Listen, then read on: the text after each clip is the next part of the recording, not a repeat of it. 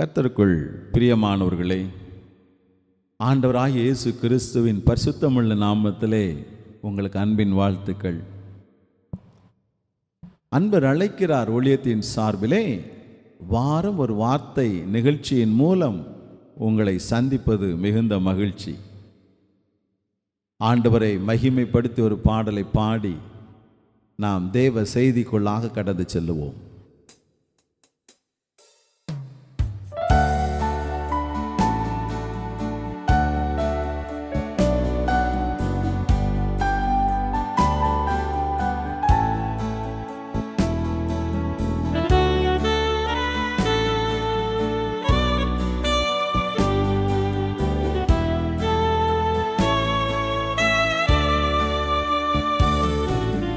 மௌனமாயிருக்காதே,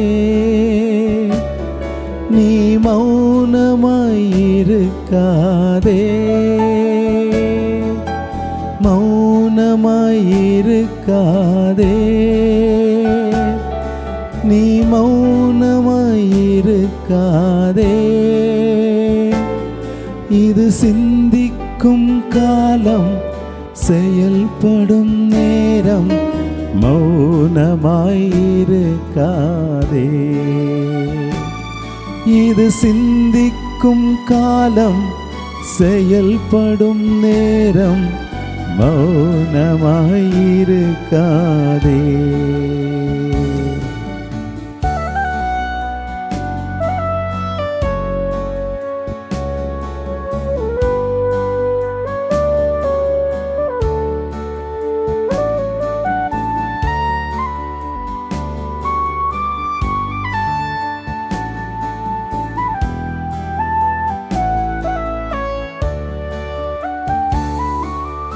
அறுவடை காலத்தில் மௌனமாயிருந்தால் அறுவடை இழப்பாயே.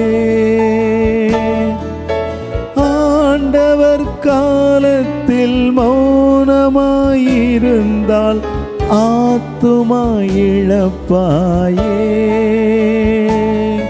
இது சிந்திக்கும் காலம், செயல்படும் நேரம், மௌனமாயிருக்காதே.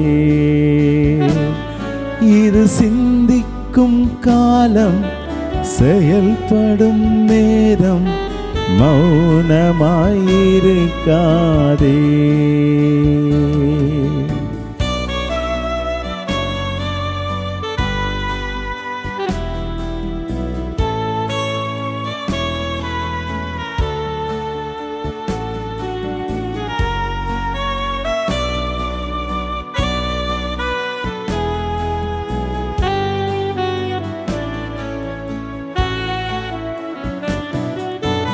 இந்தியா இயேசுவை அறியும் காலம் இதுதான், இதுதானே.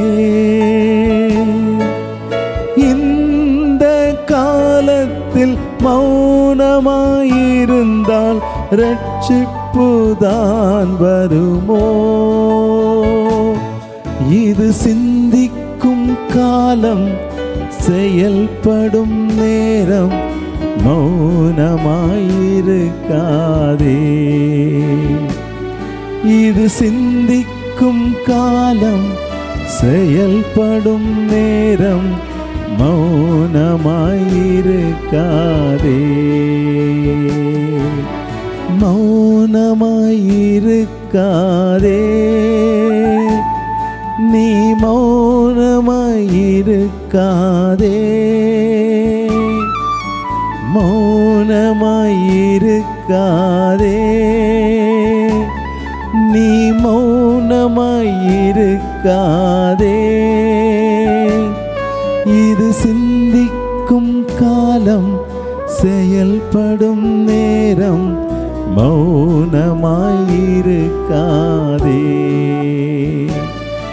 இது சிந்திக்கும் காலம், செயல்படும் நேரம், மௌனமாயிருக்காதே.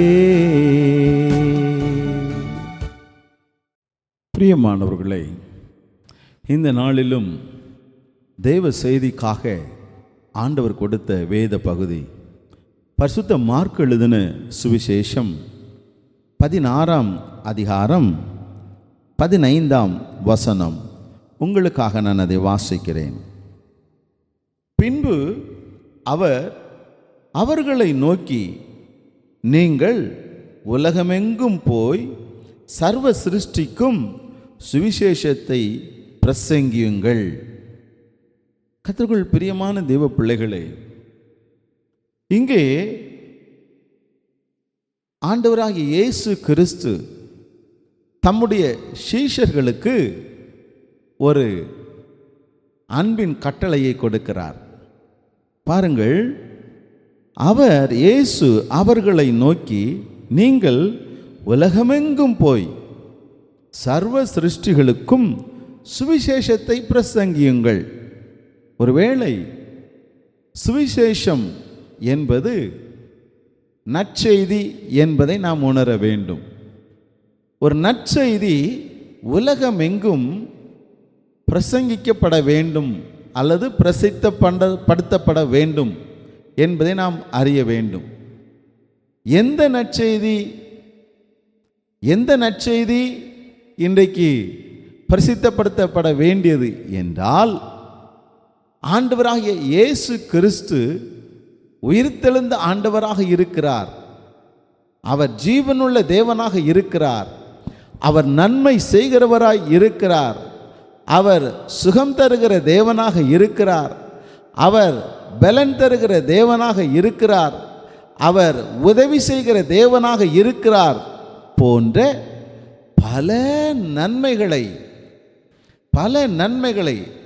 ஆண்டவர் செய்ய வல்லமை உடையவர் என்பதை நாம் இன்றைக்கு நற்செய்தியாய் சொல்ல அழைக்கப்பட்டிருக்கிறோம்.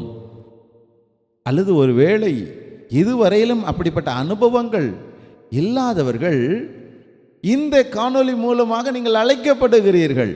பிரியமான சகோதரனே, சகோதரியே, நற்செய்தி சொல்ல அழைக்கப்படுகிறோம். இன்றைக்கு பார்த்தீங்கன்னா உலகத்தில் என்னென்ன காரியத்தையோ நாம் மற்றவர்கள் மத்தியில் என்ன செய்துட்டு இருக்கிறோம்? பிரசித்தம் பண்ணிக்கிட்டு இருக்கிறோம். சில இயற்கை எழில் சூழ்ந்த இடங்களுக்கு விடுமுறைக்காக சிலர் சென்று வருவாங்க. சென்று வந்தவர்கள் அந்த இடம் மிகவும் அமைதியாக நன்றாக இருக்கும் என்று சொல்லுவார்கள். எப்படி மற்றவர்களிடத்தில் அறிமுகப்படுத்துவார்கள்? சகோதரனே, இந்த இடத்துக்கு போங்க, ரொம்ப அருமையாக இருக்கும் அப்படின்னு சொல்லுவாங்க.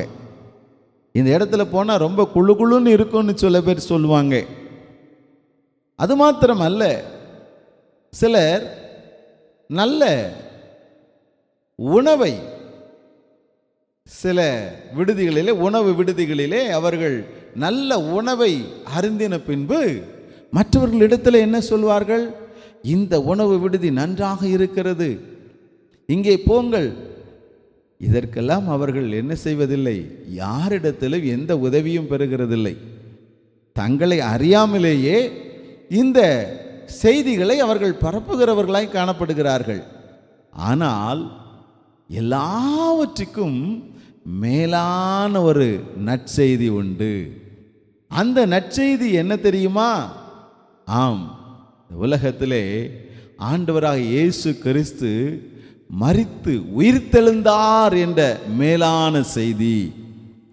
இயேசு கிறிஸ்து உயிர்த்தெழுந்தார் என்பதை நாம் உணர முடியும் நம்முடைய வாழ்க்கையிலே. ஏனென்றால் நாம் அவரை விசுவாசிக்கிற பொழுது, உயிர்த்தெழுந்த ஆண்டவரை நாம் விசுவாசிக்கிற பொழுது, அவர் நமக்கு நன்மைகளை நாயகராக இருக்கிறார்.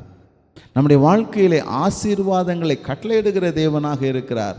கர்த்தருக்குள் பிரியமான தேவ பிள்ளைகளே, நாம் இன்றைக்கு ஆண்டவராக இயேசு கிறிஸ்துவை நாம் மற்றவர்களுக்கு அறிமுகப்படுத்த வேண்டியது அவசியமாக இருக்கிறது. அதைத்தான் நாம் இந்த பாடலிலே பாடினோம். மௌனமாக இருக்காது, இது சிந்திக்கும் காலம்.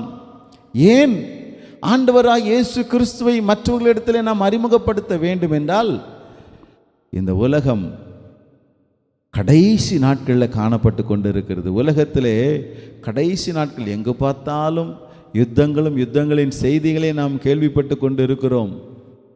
பலவிதமான நோயின் கொடூரங்களை நாம் கேள்விப்பட்டு கொண்டு இருக்கிறோம். உலகத்திலே ஒருவருக்கு ஒருவர் அன்பு கூறாதபடிக்கு பகையை வளர்க்கிறவர்களாய் நாம் இன்றைக்கு உலகம் வாழ்ந்து கொண்டு இருக்கிறது. தேசத்துக்கு தேசம் விரோதமாய் காணப்படுகிறது. அந்த மனிதர்களுக்கு மனிதர்கள் விரோதமாய் காணப்படுகிறார்கள். நண்பர்களே இன்றைக்கு நண்பர்களை கொண்டு விடுகிற ஒரு பயங்கரம் நடைபெறுகிறது. உறவினர்களை கொலை செய்கிற சம்பவங்கள் நடைபெறுகிறது. இது எல்லாம் காரணம் என்ன? அன்பு குறைந்து போயிற்று.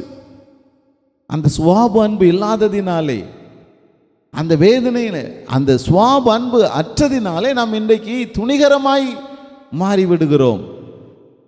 ஆகவே தான் இது கடைசி காலங்கள். இந்த கடைசி காலத்தில் நாம் மௌனமாய் இருப்போம் என்றால் நாம் ரட்சிப்பை இழந்து போவோம்.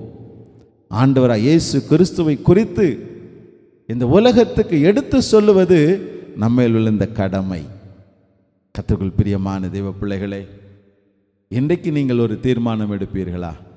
இயேசுவை நான் மற்றவர்களுக்கு அறிமுகப்படுத்துவேன். ஆண்டவராக இயேசு கிறிஸ்து உங்கள் வாழ்க்கையில் நிச்சயமாக ஒரு அற்புதத்தை செய்திருப்பார் என்று நான் விசுவாசிக்கிறேன். உங்கள் வாழ்க்கையில் இந்த காணொலியை கேட்கிற ஒவ்வொருடைய வாழ்க்கையிலும் இயேசு கிறிஸ்து நிச்சயமாகவே ஒரு அற்புதத்தை செய்திருப்பார் என்பதை நான் விசுவாசிக்கிறேன். நீங்களும் விசுவாசிங்க. ஆண்டவர் நன்மை செய்தார் அல்லவா? அந்த நன்மைக்காக நாம் செய்ய வேண்டிய ஒரே ஒரு காரியம் என்ன தெரியுமா? இயேசு நல்லவர், எனக்கு நன்மை செய்தார், உங்களுக்கும் செய்வார் என்று மற்றவர்களிடத்திலே சொல்வது மாத்திரம்தான். நாம் ஜெபிப்போமா? ஆண்டவரை நோக்கி பார்ப்போமா? ஆண்டவர் நமக்கு அப்படிப்பட்ட கிருபையை தரும்படியாக நாம் ஆண்டவரை நோக்கி பார்ப்போம். மகா இரக்கமும் கிருபையும் நிறைந்த இயேசுவா, இந்த அருமையான தேவ பிள்ளைகளுக்காக உம்முடைய பாதத்திலே கடந்து வருகிறேன் ஐயா. உம்முடைய வார்த்தைகளை கேட்டு நான் இயேசுவினிடத்திலே நன்மை பெற்றேனே, இதுவரையிலும் நான் அந்த நன்மை யாரிடத்திலும் சொல்லவில்லையே என்று இப்பொழுது உணர்கிறார்கள் ஐயா. இப்பொழுது உணர்ந்து கொண்டு இருக்கிறாங்கப்பா. தகப்பனே, அவர்கள் ஒவ்வொருவரையும் நீர் எடுத்து பயன்படுத்தும். உம்முடைய ராஜ்யத்தின் கட்டுமான பணிக்காக நீர் பயன்படுத்தும். நாங்கள் நன்மைகளை பெற்றுக்கொண்டது போல மற்றவர்களும் பெற வேண்டும் என்ற அந்த வாஞ்சை ஒவ்வொரு இடத்திலும் தாரும். அப்படியே உம்முடைய வார்த்தைகளை ஏற்றுக்கொண்டு இன்றைக்கு முதல் ஆண்டவரே, இப்பொழுது முதல் நீர் நன்மை செய்தீர் என்பதை உலகுக்கு எடுத்து சொல்ல உதவி செய்யும். எடுத்து பயன்படுத்தும். ஆசீர்வதியும். இயேசுவின் நாமத்தில் ஜெபிக்கிறேன் ஜீவனுள்ள நல்ல தகப்பனே, ஆமேன், ஆமேன். பிரியமானவர்களே, ஆண்டவருக்காக ஏதாவது செய்ய முயற்சி எடுங்கள். கர்த்தர் உங்களை ஆசீர்வதிப்பாராக. ஆமேன்.